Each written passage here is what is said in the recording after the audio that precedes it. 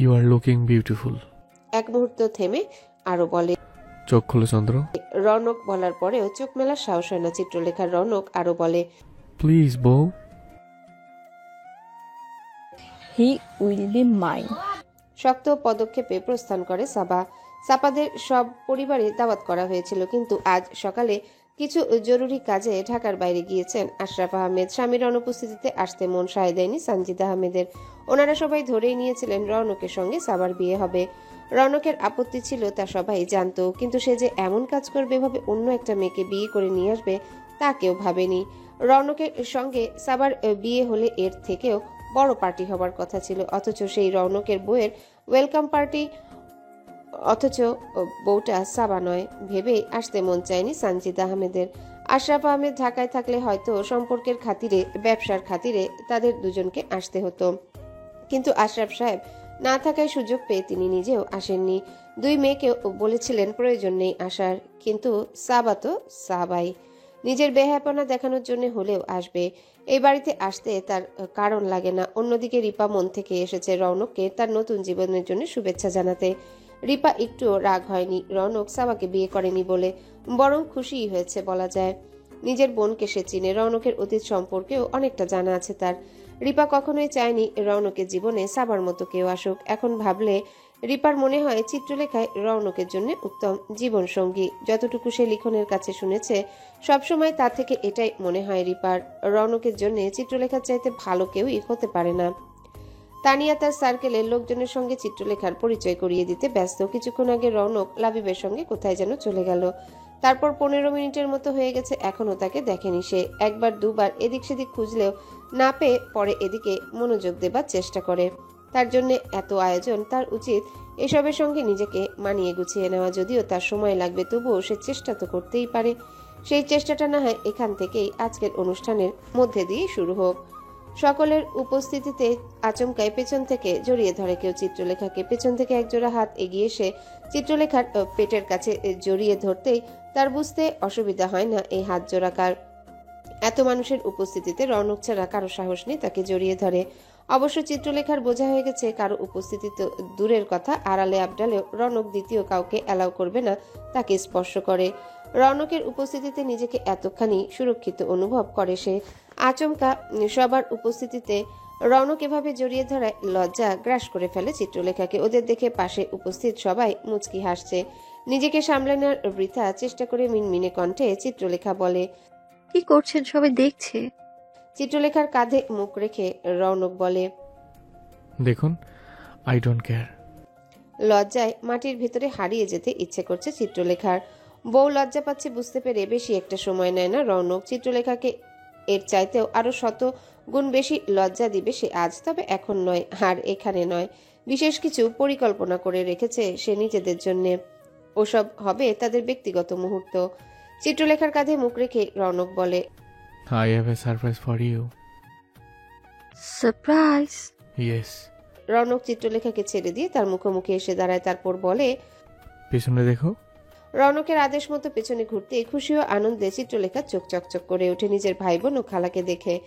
এমন একটা মুহূর্তের জন্য কোনোভাবে প্রস্তুত ছিল না সে।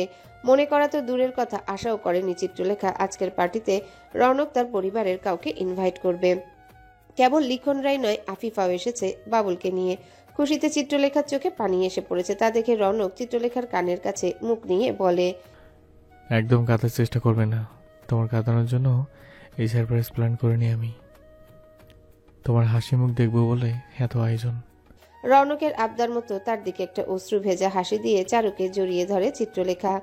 আজ সকালে রৌনকের কোনো বিজনেস মিটিং ছিল না, সে গিয়েছিল চিত্রলেখার জন্য সারপ্রাইজ প্ল্যান করতে। চিত্রলেখাকে সে ভালো করেই চিনে। এই মেয়ের বুক ফাটবে তবু মুখ ফাটবে না, ইচ্ছা করলেও মুখ ফুটে বলবে না তার পরিবারকে ইনভাইট করার কথা। কিন্তু চিত্রলেখা বলুক না বলুক, রৌনক জানে তার চন্দ্র কি পেলে খুশি হবে, তাই তো নিজে গিয়ে ওদের নিয়ে এসেছে। সবার জন্য শপিং করেছে। আসার সময় ওদের সেলুনে দিয়ে এসেছিল তৈরি হতে, যেন আজকের পার্টিতে ওদের বেমানান না লাগে, ওরা যেন ইতস্তত বোধ না করে। ড্রাইভারকে দিয়ে একটা গাড়ি পাঠিয়ে দিয়েছিল ওদের নিয়ে আসতে। যদিও লিখন আপত্তি করেছিল তাকে এত কিছু করতে হবে না, ওরা নিজেরাই ব্যবস্থা করে নিতে পারবে, কিন্তু রৌনক কারো আপত্তি শুনেনি। তার একটাই কথা, চিত্রলেখার খুশির জন্য, মুখের হাসির জন্য সে সব করতে পারে। চিত্রলেখাকে খুশি করতে রৌনকের এত আগ্রহ দেখার পর লিখন আর আপত্তি করেনি। বোনের খুশির জন্য সব মেনে নিয়েছে, অন্যথায় এখানে আসতে অনেক বেশি ইতস্তত লাগছিল তার।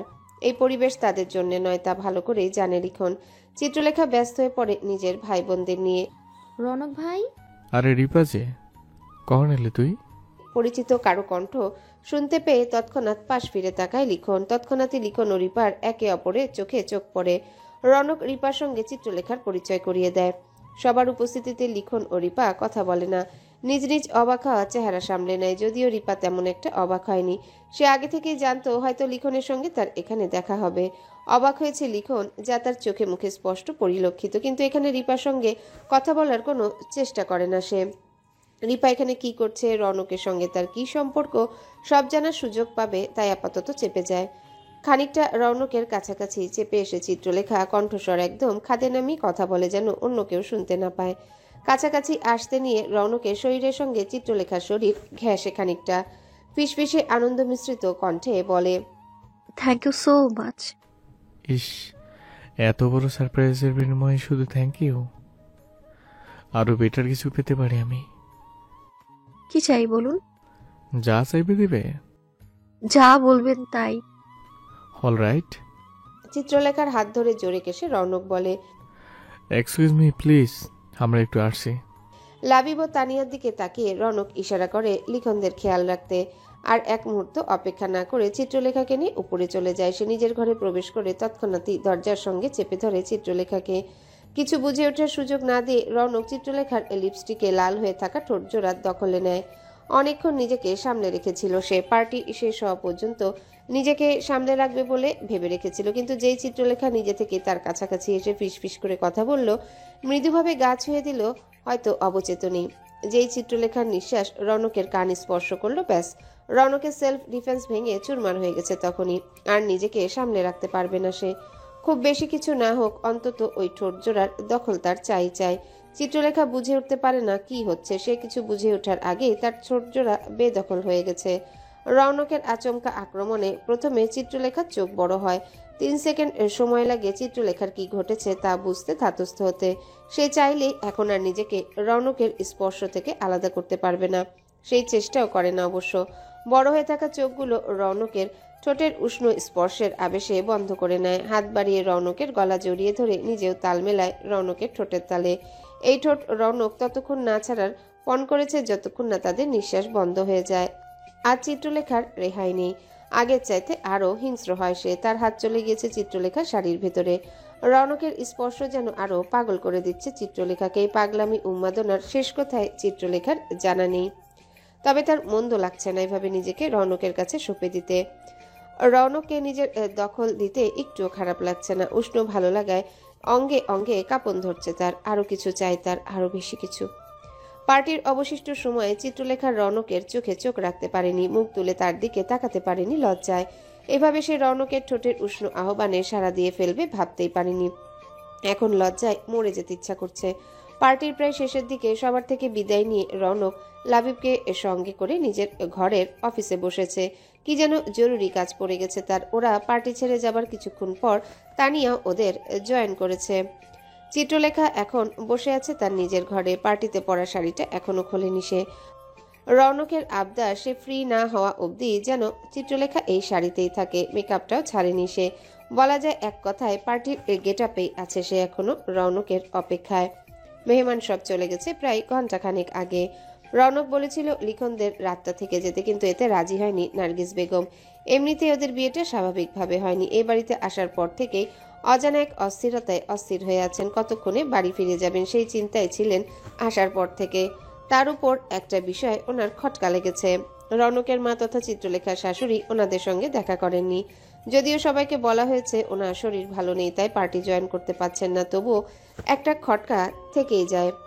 আগ বাড়িয়ে নার্গিস বেগম কিছু জিজ্ঞাসাও করেননি। তবে এই বিষয়ে চিত্রলেখার সঙ্গে কথা আছে ওনার। চিত্রলেখা জানে তার ভাই বোন খালার মনের অবস্থা, তাই কাউকেই জোর করেনি থেকে যাবার জন্য। রৌনকের আদেশে তার ড্রাইভার ওদের বাসায় নামিয়ে দিয়ে আসে। যদিও লিখন বলেছিল ওরা উবার নিয়ে নিবে, কিন্তু রৌনককে বুঝায় সেই সাধ্য কার আছে। নিজের ঘরের বারান্দায় দাঁড়িয়ে গ্রিল ধরে সামনের আকাশের দিকে তাকিয়ে আছে চিত্রলেখা। মস্তিষ্কের ভেতর একটা ভাবনাই ঘুরপাক খাচ্ছে, কখন আসবে রৌনক। তার অপেক্ষাতে হাত টেনে আচমকায় চিত্রলেখাকে পেছন থেকে জড়িয়ে ধরে রৌনক। সামান্য কেঁপে উঠে চিত্রলেখা, তার কাঁধে মুখ রেখে রৌনক বলে। আই মিসড ইউ বউ। চিত্রলেখার গাল লাল হয়, লজ্জা পাওনা দ্বিগুণ হয়। রৌনক তার হাতের বাঁধন শক্ত করে আগের চাইতে আরো বেশি। পাশের ঘরে ছিল সে, অথচ রৌনকের আচরণে মনে হচ্ছে কত দিন পর দেখা তাদের। এইসব অনুভূতি যেন লজ্জায় দেয় চিত্রলেখাকে। বউকে লজ্জা পেতে দেখে আরেকটু বেশি লজ্জা দিতে চিত্রলেখার কানের নিচে চুমু খায় সে। চিত্রলেখার মনে হয় তার শরীরে শিহরণ ঢেউ খেলে গেল। এর আগে কখনো এমন অনুভব হয়নি তার। রৌনক কাছাকাছি থাকলে নিঃশ্বাস নিতেও কষ্ট হয় চিত্রলেখার। এক মুহূর্ত সময় দিয়ে চিত্রলেখাকে নিজের দিকে ঘোরায় রৌনক। চিবুক স্পর্শ করে মুখ উপরে তুলে ধরে, কিন্তু লজ্জায় চোখ বন্ধ করে রেখেছে সে। আজ একের পর এক যা হচ্ছে, এরপর আর রৌনকের দৃষ্টিতে দৃষ্টি রাখার সাহস করতে পারছে না চিত্রলেখা। মনে হচ্ছে সে চোখ মেলে রৌনকের চোখের দিকে তাকালেই আজ একটা অঘটন ঘটে যাবে, যে অঘটনের পূর্বাভাস রৌনক তাকে দিয়ে রেখেছে। কি হতে যাচ্ছে বা হতে পারে ভেবে চিত্রলেখার গলা শুকিয়ে আসছে আসন্ন ঘটনার চিন্তায়। চোখ খুলো চন্দ্র। রৌনকের কথায়ও চোখ খোলে না চিত্রলেখা। দুষ্টু হাসি হেসে বলে। আই সোয়ার, এখন চোখ না খুললে আমি তোমাকে খেয়ে ফেলবো। রৌনকের হুমকি শুনে তৎক্ষণাৎই চোখ মেলে তাকায়। চিত্রলেখার চোখের অবস্থা দেখে হাসি পায় রৌনকের। কেমন বড় হয়ে গেছে আতঙ্কে এই মেয়েটা, এমন কেন মনে মনে ভাবে সে। এতক্ষণ চিত্রলেখার দুই বাহু ধরে রেখেছিল সে। ডান হাত বাড়িয়ে চিত্রলেখার চোয়াল স্পর্শ করে, বৃদ্ধাঙ্গুলি দিয়ে ঠোঁট স্পর্শ করে। দুজনের একজনও অপরজনের দৃষ্টি থেকে দৃষ্টি সরায় না, যেন একে অপরের চোখে আটকে গেছে তারা। আচমকায় রৌনক বলে। I am sorry. চোখ শুরু হয় চিত্রলেখার। হঠাৎ এই সরির কারণ ধরতে পারে না সে। তাকে অবশ্য খুব বেশি একটা ভাবতেও হয় না। রৌনক নিজেই বলে। একটা জরুরি কাজ পড়ে গেছে, আমাকে দেশের বাড়ি যেতে হবে। টিকিট বুক করা হয়ে গেছে, সকাল 8টার ফ্লাইট। এক মুহূর্ত চুপ থেকে রৌনক আরো বলে। হয়তো 7 থেকে 10 দিন লেগে যাবে আমার ফিরতে। আমি চেষ্টা করব জলদি ফিরে আসার। আমি ফিরে আসার পর I will really make it up to you, I promise. এতক্ষণে বুঝতে পারে চিত্রলেখা রৌনক তাকে বারবার বিশেষ কিছুর ইঙ্গিত দিয়েছে, সেটাই পিছিয়ে গেছে। সেজন্য এই সরি বলা তার। একটা নতুন বিদেশি বেভারেজ বাংলাদেশে খুব জলদি লঞ্চ করবে রৌনক। সেই সংক্রান্ত কিছু কাজে তাকে মেক্সিকো যেতে হচ্ছে। গাজীপুরের রৌনকের কারখানায় তৈরি করা হলেও কাঁচামাল আসবে মেক্সিকো থেকে। এই প্রোডাক্ট লঞ্চের জন্য অনেক দিন ধরেই অপেক্ষা করছে সে। এই প্রোডাক্টটা মার্কেটে আসার পর কোম্পানির সেল কয়েক গুণ বেড়ে যাবে। কয়েক দফায় ল্যাব টেস্ট করা হয়ে গেছে। কাঁচামাল ফ্যাক্টরিতে আসার অপেক্ষায়। এদিকে সব রকম প্রস্তুতি নেওয়া শেষ। কাঁচামাল আসার আগে ফেস টু ফেস আরেকটা মিটিং করতে হবে। রৌনক চেষ্টা করেছিল মিটিংটা অনলাইনে সেরে ফেলতে, কিন্তু কিছু কাজ থাকে যা চাইলেই অনলাইনে করা যায় না। ফেস ভ্যালুর একটা ব্যাপার আছে। তাছাড়া তাকে ওই কোম্পানির ফ্যাক্টরিতেও যেতে হবে। আর এই প্রজেক্টটা রৌনকের জন্য অনেক অনেক গুরুত্বপূর্ণ। তাই কোনো চান্স নিতে চায় না সে। অন্য কিছু হলে পোস্টপন করে দেবার আগে দুইবার ভাবতো না। চিত্রলেখাকে চুপ করে থাকতে দেখে রৌনক জিজ্ঞাসা করে। রাগ করেছো? জবাবে কেবল মাথা ঝাঁকায় চিত্রলেখা। রৌনক নিজেই আরো বলে। আমি জানি এই সময়টা আমার তোমার সঙ্গে থাকা উচিত, but I am in a tight schedule. এক মুহূর্ত কিছু ভেবে রৌনক বলে। আচ্ছা, এক কাজ করলে কেমন হয়? কি? তুমি আমার সঙ্গে চলো। হ্যাঁ। সারাদিন তো আমি আর কাজে বিজি থাকবো না। ফ্রি টাইমে আমরা আমাদের মতো ঘুরতে যাব। কি? আমার তো পাসপোর্ট নেই। ও শিট। আবার কিছু একটা চিন্তা ভাবনা করে রৌনক বলে। লাবিবকে বলে যাবো আমি ফিরে আসার আগে যেন তুমি তোমার পাসপোর্ট হাতে পেয়ে যাও, ওকে? চিত্রলেখা আবারও মাথা ঝাঁকায় সম্মতিতে। পাজা কোলে তুলে নিয়ে ভেতরে ফিরে যেতে যেতে রৌনক বলে। চলো ঘুমিয়ে পড়ি, 7টার ফ্লাইট, আমার 5টার আগে বেরোতে হবে। চিত্রলেখাকে চেঞ্জিং রুমের দরজার সামনে নামিয়ে দিয়ে রৌনক আরো বলে। Thank you. কেন? আমার কথা রেখেছো, শাড়িটা পাল্টে ফেলো নেই। ও। চিত্রলেখার থেকে দুহাত পেছনে সরে গিয়ে রৌনক বলে। বাই দ্য ওয়ে, তোমার তো আজ এই শাড়ি পরার কথা ছিল না। আমার যতটুকু মনে পড়ে তুমি গাউন পরেছিলে। চিত্রলেখা নার্ভাস হয়ে পড়ে। আমতা আমতা করে বলে। আসলে হয়েছিল কি, আম- আমি ওসব কখনো পরিনি। তাছাড়া ওই গাউনটা সব দেখা যাচ্ছিল, তাই ওটা পরে বের হওয়ার সাহস হয়নি আমার। সবাই তাকিয়ে থাকতো। আম- আমি কিন্তু এটার সঙ্গে তো একটা এক্সট্রা পার্ট ছিল, উপরে তোমার শোল্ডার ঢাকার জন্য। আমি স্পেশালি অর্ডার দিয়ে বানিয়েছিলাম। কি? হ্যাঁ, ওটা উপরে পড়ে তোমার শোল্ডার দেখা যাবে না। কিন্তু আমাকে তো ওটা দেয়াই হয়নি। আমি আরো ভাবলাম ওভাবে নিচে যেতে হবে, সেজন্যই তো লাস্ট মোমেন্টে এই শাড়িটা। চিত্রলেখাকে কথা শেষ করতে না দিয়ে রৌনক বলে, তুমি ভাবলে কি করে আপ শোল্ডার গাউন পরে এত মানুষের সামনে তোমাকে যেতে দেবো আমি? তাও যে ড্রেসে তোমাকে ক্লিভেজ দেখা যাচ্ছে, এমন একটা ড্রেসে। এই জিনিস শুধু আমি দেখবো, আমি।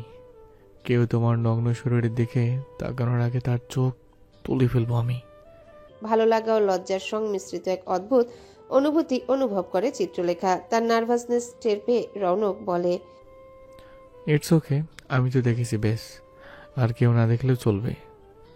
তবে এই শাড়িটাতেও কোনো অংশে কম কিছু লাগেনি তোমাকে। You are looking outstanding today. যাও চেঞ্জ করে নাও, তারপর শুয়ে পড়ি। রৌনক চেঞ্জ করতে যেতে বলার পরেও দাঁড়িয়ে থাকে চিত্রলেখা। দেখে রৌনক জিজ্ঞাসা করে, কিছু বলতে চাও? মাথা ঝাঁকায় চিত্রলেখা। তাহলে বলে ফেলো। আমি আপনাকে এয়ারপোর্টে দিয়ে আসি। দিয়ে আসতে চাও? সম্মতিতে দ্রুত মাথা ঝাঁকায় চিত্রলেখা। ঠিক আছে, অবশ্যই যাবে। প্রথমবার কেউ আমাকে সিআপ করতে এয়ারপোর্টে যাবে। I am excited. আরেকটা কথা। আরও একটা? হুম, বলো। ওখান থেকে আমি খালার বাসায় যাই। আমি না করলে যাবে না? কিছু বলে না চিত্রলেখা, মাথা নিচু করে ফেলে। তা দেখে এগিয়ে এসে তাকে নিজের আলিঙ্গনে নিয়ে বলে, কোথাও যাওয়ার জন্য তোমাকে আমার পারমিশন নিতে হবে না বউ। তোমার যেখানে খুশি যাবে, জাস্ট আমাকে জানিয়ে গেলে হবে। কোথায় যাচ্ছ যেন আমার টেনশন না হয়, ব্যাস। রৌনকের বুকে মাথা রেখে মাথা ঝাঁকায় সে। চিত্রলেখার মাথায় হাত বুলিয়ে দিয়ে রৌনক বলে, আর একটা কাজ করতে পারো। আমি যেহেতু থাকছি না, তুমি চাইলে 2 থেকে 3 দিন ওখানে থেকে আসতে পারো। সত্যি? অবিশ্বাস্য চাহনি নিয়ে রৌনকের বুক থেকে মাথা তুলে মুখের দিকে তাকায় চিত্রলেখা। রৌনক তার নাক টেনে দিয়ে বলে, একদম সত্যি। শুধু খালার কাছেই নয়, চাইলে আফিফার কাছেও থেকে আসতে পারো। শুধু আমি ফিরে আসার আগে চলে এসো, তাহলেই হবে। কিন্তু আমি চলে গেলে মিম মিশকাতকে কে দেখবে? ওদের দেখাশোনার জন্য লোক আছে সুন্দর। তুমি ওদের কেয়ারটেকার নাও, গার্ডিয়ান। হয়তো সম্পর্কে চাচ্ছি, তবে অ্যাকচুয়ালি ওদের মা তুমি। যেমন আমি চাচা হয়ে ওদের বাবা। নিজেকে সময় দাও। মামি মিসকাতের জন্য তোমাকে নিজের খুশি স্যাক্রিফাইস করতে হবে না। আমি দিবও না তোমাকে এই কাজ করতে, বুঝতে পারিস? হাসি হাসি মুখ করে মাথা ঝাঁকায় চিত্রলেখা। আরও একবার তার নাক টেনে দিয়ে রৌনক বলে, দ্যাটস মাই গার্ল। রৌনককে এয়ারপোর্টে পৌঁছে দিতে তার সঙ্গে চিত্রলেখা এসেছে। কেন তার সঙ্গে আসতে মন চেয়েছে তার চিত্রলেখা নিজেও জানে না। হয়তো আরো কিছুক্ষণ রৌনকের সঙ্গ পাওয়ার লোভে এসেছে। এয়ারপোর্টে আসার আগে মায়ের সঙ্গে দেখা করে এসেছে রৌনক। কোথাও যাবার আগে সবসময় মায়ের দোয়া নিয়েই বের হয় সে। আজও এর ব্যতিক্রম হয়নি। এমনিতে শক্ত একরোখা হলেও রৌনক ভীষণ রকম ফ্যামিলি ম্যান। তিলোত্তমা যাবার পরে ব্যবসাটাই রৌনকের জীবনে সব হয়ে গেছে। তবুও সে পরিবারের কাউকেই সাইড করেনি।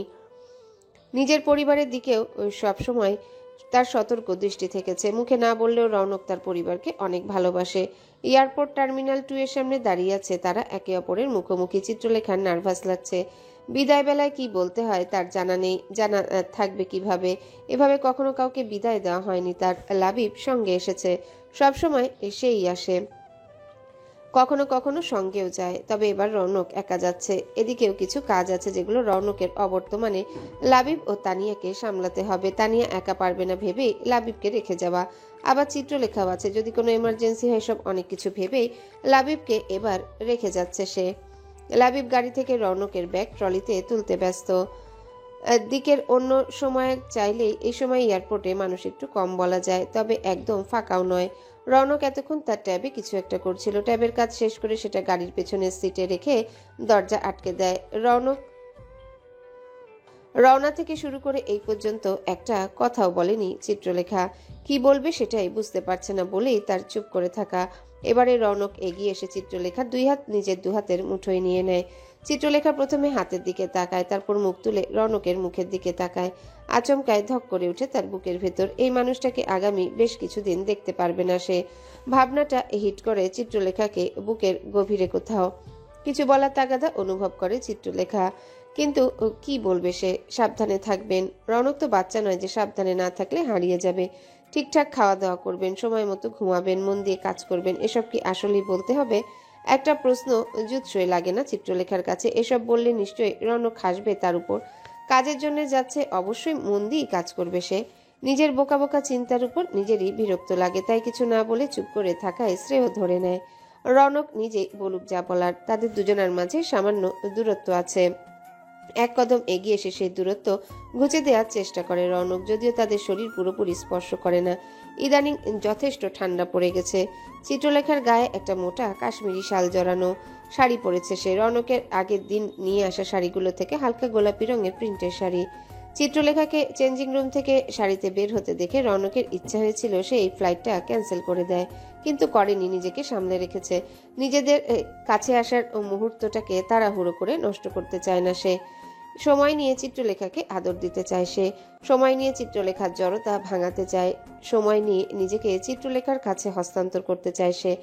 তাড়াহুড়ো করে নিজের জীবনের সবচাইতে বিশেষ মুহূর্তটা নষ্ট করতে চায় না সে। তাই কষ্ট হলেও নিজেকে সামলে রেখেছে। চিত্রলেখার কপালের কাছে লেপ্টে থাকা চুল আঙ্গুলের স্পর্শে কানের পেছনে গুজে দিয়ে বলে, হ্যালো বন্ধুরা, পরবর্তী পার্ট খুব তাড়াতাড়ি আসবে, তো সবাই অপেক্ষায় থাকো। আর চ্যানেলটি যারা এখনো সাবস্ক্রাইব করোনি তারা পরবর্তী পার্ট দেখার জন্য চ্যানেলটি সাবস্ক্রাইব করে রেখো। ধন্যবাদ সবাইকে, আমাদের সাথেই থেকো।